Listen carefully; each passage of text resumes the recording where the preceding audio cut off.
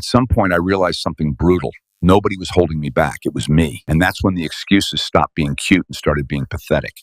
I used to think I was waiting on the right opportunity, the right timing, the right connection, the right momentum. I used to tell myself I was building behind the scenes. But if I'm honest, I was stalling. I was scared to go all in, because once you go all in, there's no place left to hide. You don't get to say, well, I didn't really try. You try. And if it doesn't work, that's on you. That level of ownership is heavy. So instead, I hovered. Not failing, not thriving, just existing in that safe middle space. And I convinced myself that was maturity. It wasn't. It was fear. Fear of looking stupid, fear of being behind, fear of committing so hard that I'd have to face my limits. You ever notice how easy it is to talk about what you're about to do? How good it feels to say, yeah, I'm working on something big. But then the actual work, the uncomfortable, boring, repetitive shit, that's where most people disappear. I was one of them. I don't say that proudly. I say it honestly. I would plan more than I executed, think more than I moved, analyze more than I attacked. And the worst part, I knew it. That's what made it miserable. Because when you know you're underperforming your own potential, you can't escape that feeling. You wake up with it, you carry it all day, you try to drown it with distractions, but it's still there. That quiet voice saying you're capable of more. And instead of answering it with action, I answered it with comfort. Comfort is addictive as hell. It doesn't scream at you. It whispers, you've done enough. It's fine. You deserve a break. Start tomorrow. Tomorrow.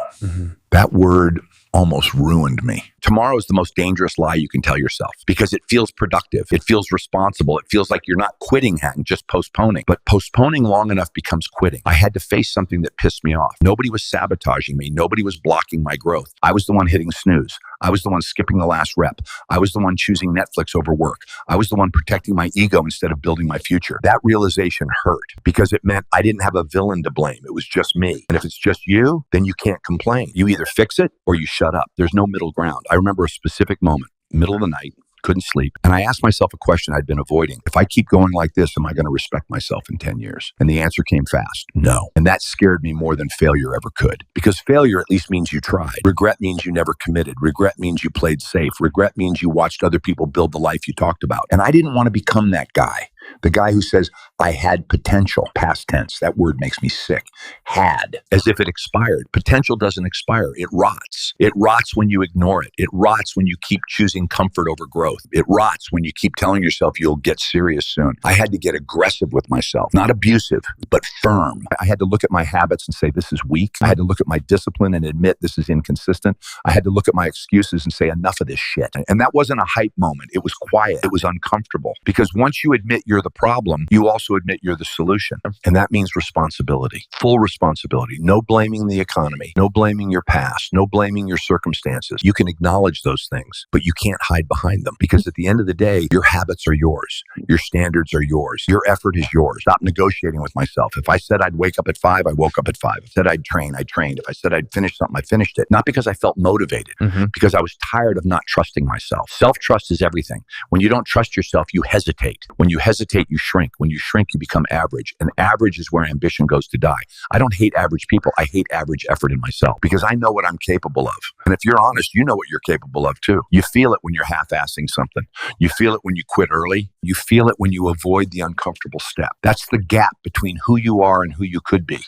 Most people numb it. I decided to lean into it. And yeah, it cost me comfort. It cost me convenience. It cost me nights out. It cost me laziness, because I wasn't. Trying your best doesn't leave you wondering if you could have done more. And I was constantly wondering. That question haunted me. Could I have pushed harder? If the answer is yes, you didn't give your best. That's hard to swallow. But it's necessary, because once you stop protecting your ego, you start protecting your future. And that changes how you move. You stop asking, do I feel like it? You start asking, is this building the man I said I wanted to become? If the answer is no, you correct it. No drama, no speeches, just correction. And over time, you become someone different. Not louder, stronger, not more emotional, more stable, not more hyped, more disciplined. And the crazy part, once you stop bullshitting yourself, life gets simpler. Harder, but simpler. Yeah. You know what needs to be done. You do it. You don't debate it for 3 hours. You don't scroll first. You move. And momentum builds. And once momentum builds, confidence follows. Not fake confidence, earned confidence. The kind that doesn't disappear when things get tough because it's built on proof. Proof that you show up, proof that you follow through, proof that you don't quit when it's inconvenient. I'm not perfect. I still have days where I want to slack, where I want to coast,